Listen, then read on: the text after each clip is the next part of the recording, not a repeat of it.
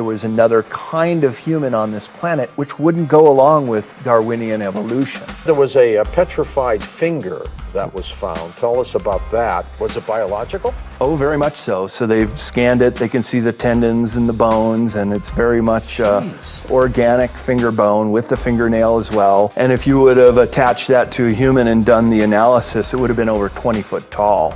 Maybe we're talking Anunnaki or the offspring, the Nephilim, here on Earth. Maybe these Bible stories have more to tell us than we're giving them credit for. In the Hebrew Bible, the Nephilim were the sons of gods. They were also known as giants and considered to be the fallen ones. Michael Mott's research suggests that they might have retreated underground. Of the tribe that said that they were guarding the entrance to the inner earth. They said it would take maybe a couple of weeks to finally get down far enough where they would meet the inhabitants, and they were just these gigantic people, anywhere between 10 and 11.5 feet tall. They talked about how when they got far enough down, one of the things they saw was basically molten rock.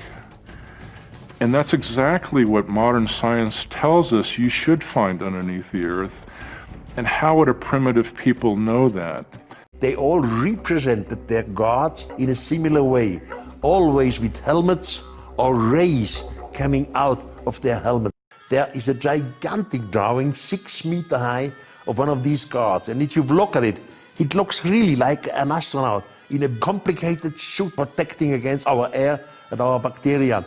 The evidence left behind for the giants on this planet is staggering. I have found bones and body parts in the mountains that are 50 times, 100 times, 500 times the size of humans. So the ancient stories of giants on Earth have been passed on over and over again. There's definitely an agenda to hide the origins of humanity, to hide the true history of our species, the true history of the planet, of what happened here. Our entire history has been rewritten and hidden from us for so long.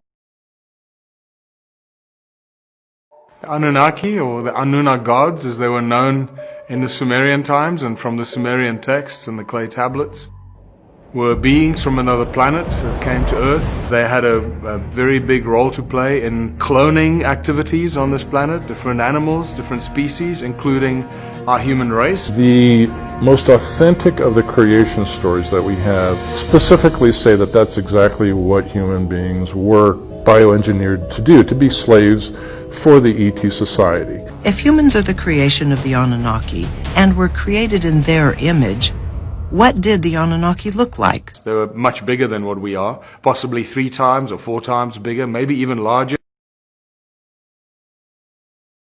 These are supposed to be some of the most verified images of giants. There's a part of history that just is not being told. Hieroglyphics in Egypt showing massive human-like entities.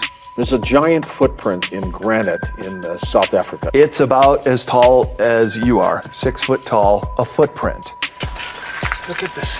There's the big toe and the other 4 toes down to the small toe, down to the heel. What's fascinating about this is this piece sticking out here. It's like when you put your foot in mud and you pull it out, your toes will lift up a little mud. That's got to be the foot of a 20 to 40 foot creature.